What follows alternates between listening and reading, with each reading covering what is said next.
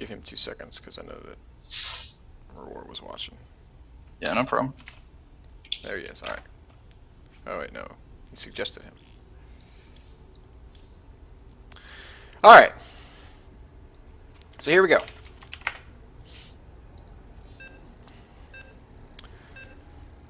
So on Shakuras, I'm going to be doing a one racks fast expand. Mostly because it is pretty tough to pressure on this map because of the small choke up into the natural. Protoss can force field that off without too much trouble, and then the concave around the top of it makes it hard to engage. And you feel pretty confident in defending, that one bunker from being force fielded out and just isolated? Yeah, and the main thing that I'm going to be looking for with that is getting a good read on what my opponent is doing, so that if I need more bunkers, I have them. Okay. So one of the things that seems to be being debated in chat is how much time you have to put into the game to develop the kind of control of QXC or the macro of Idra. What's your practice schedule like, QXC, when you're really trying to win a big event? My practice schedule is not good. And I say that for two reasons. One, just because of the nature of how events are scheduled and how sporadically. Yeah. Oh shit! I didn't build a splitty bow. Extractor trick. Yeah, right. Because of the nature of how events are scheduled and how sporadically a player like myself will have to play, or could play. Like, there's a lot of opportunities almost every day. I don't have like a strict I play this hour, these hours like every day or something. Right. So in terms of just like QXC, how much do you play each day? Like, I don't know. It depends on what events there are. Depends on the day. Right. The other thing, the other reason that I kind of don't like this question is because I'm not a good example of how much you should play. Yeah. I tend to be I'm a workaholic in every sense of the word, and left to my own devices, I almost always practice too much and burn myself out. Right. So, I don't know. You have to play a lot, and you have to make a conscious effort to improve. If you really, really want to get good, and you don't have a lot of RTS experience, it will probably take you about a year of non-stop playing to get to the point where you can compete at a top tier. Okay. That's probably pretty inspiring advice for a lot of people. I mean, I played a little bit of Brood War, but I feel like not enough to really have it carry over into StarCraft 2. So a year from now, if I'm still terrible, I'll take a hint. It's just I like asking that question because so many different players have such different takes on it. Pain User kind of famously doesn't practice a whole hell of a lot, and Zake is one of those guys that practices tons. I guess it's just. I mean, to be fair, consider the results that Saki has posted versus the results that Pain User. Not to take anything away from Pain User, but he's not exactly competing on the international scene. You're right. He's not placing highly. He's not regularly in the finals of every event he enters.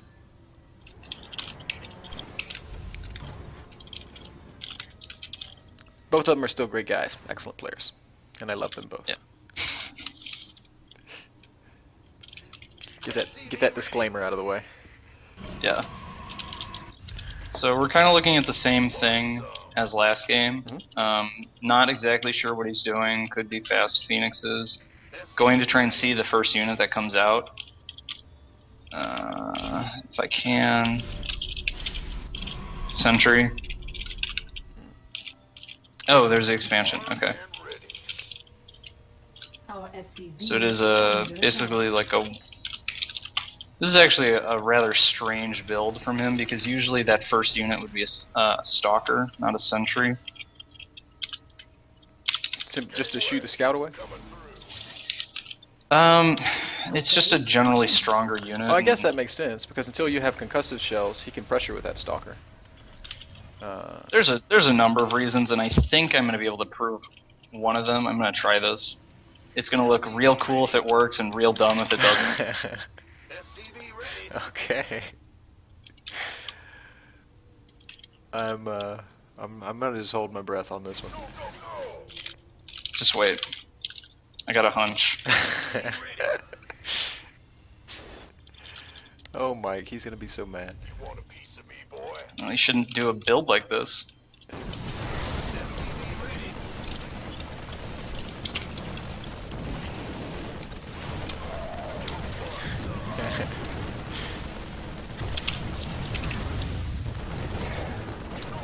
Probes are pretty good.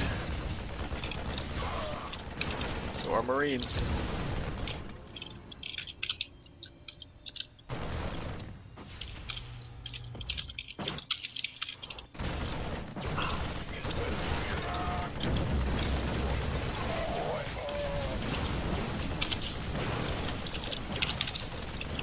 And you attribute this entirely on getting a sentry first. Yep. And that's cross map on Shakur's Plateau, which is one of the longer distances in the game.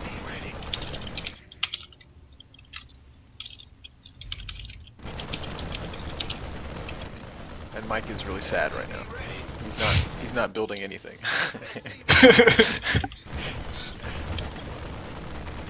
guess his arms are just crossed and he's just like mad. Additional supply depots required. Additional supply depots required.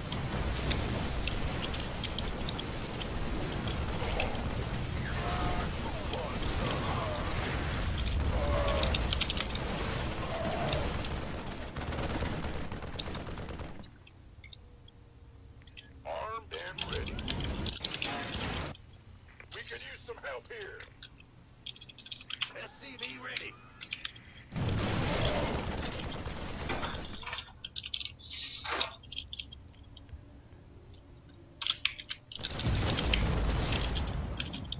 Uh-oh.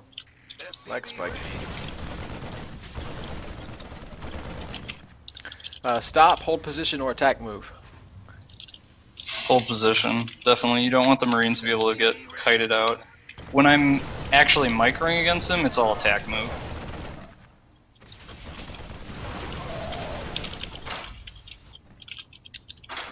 SCV ready.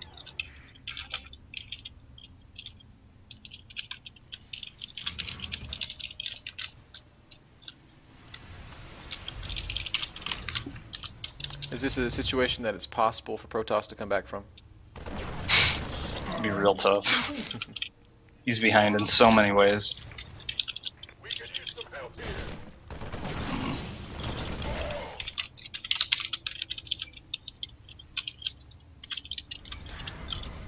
And had he made a Stalker instead of a Sentry, what would that have changed? You'd been able to kill the SCV, I guess. Yeah, the main thing is you get to kite the Marines forever and ever. You can see it's very hard for me to actually engage these units, and all of these Marines are going to die.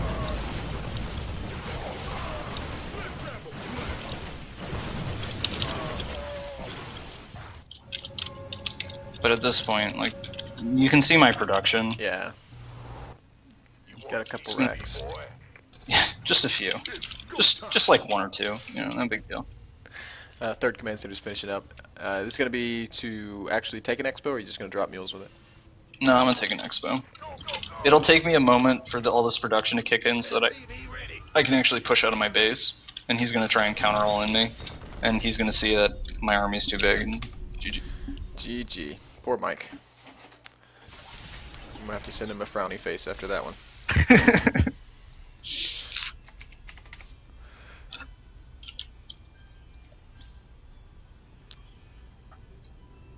Alright, so let's go play Zelnaga. Alright. He said, if only I had Terran units. Oh, I love Mike. He's such a bro. Alright, Mr. QXC, let's get you back in here. Invite to game. Sounds good. I think we talked a little bit about this yesterday. You were asking me, like, do I have different builds when I play in a best of X? Like, what kind of strange things will I pull out? And I was kind of like, well, I just look at what they're doing and play flexible. That's an example of what I was talking Yeah, about. and punishing something that exposes, I guess, a weakness, which I don't think. I mean, people in chat were just like, "LOL, what's this Terran noob doing?" And then they're like, "Oh." So, I mean, I didn't think it was gonna work either. I was like, "What? It's a sentry versus a stalker. What kind of a difference could it make?" And it made a big one.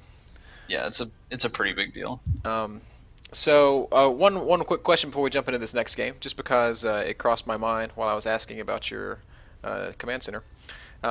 Some of the if you peruse the Team Liquid strategy forum at all, sometimes you see some of the very inquisitive posts there, and some of them say, "Hey, why not make a bunch of orbital commands just to drop mules, like 4 orbitals on 2 bases?" What's your response to that logic? It's tough to make that kind of build work, just because it takes a decent amount of time for the OCs to actually pay for themselves. Mhm. And because nobody else is trying a strategy like that, you don't have anyone to really base it off. It's pretty tough to learn this game, even just following what other people are doing. It's really tough to develop a strategy on your own, Yeah. where you're the only one coming up with ways to make it work. It might be viable, but But no one's figured it out yet.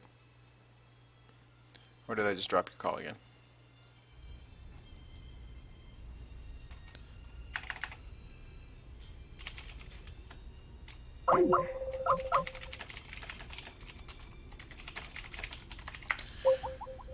Alright, so QXC is having some intranet problems.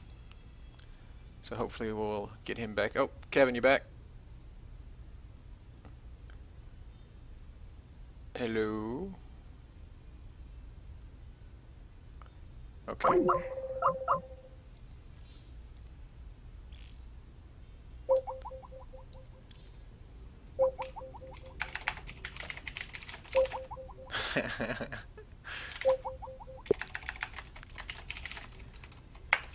Alright, can you hear me now? Oh my goodness. Oh my goodness. What's going on? hey, There he is. There's the man. Alright, you ready to jump into this next game? yeah, let's do it. Alright, so let's get into it.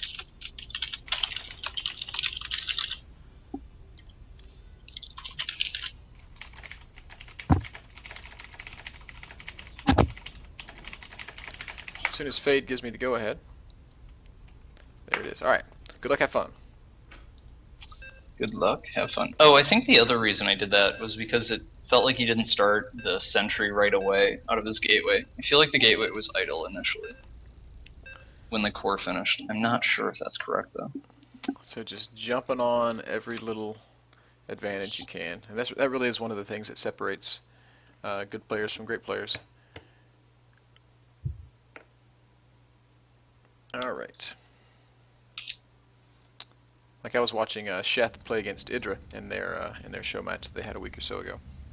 Yeah. And I mean the difference was just how Greg was able to capitalize on things that Sheth was missing, which is saying something because Sheth's an excellent player.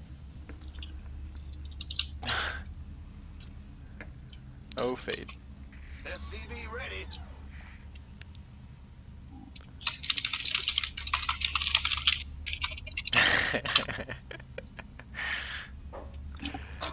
SCV No ready. comment.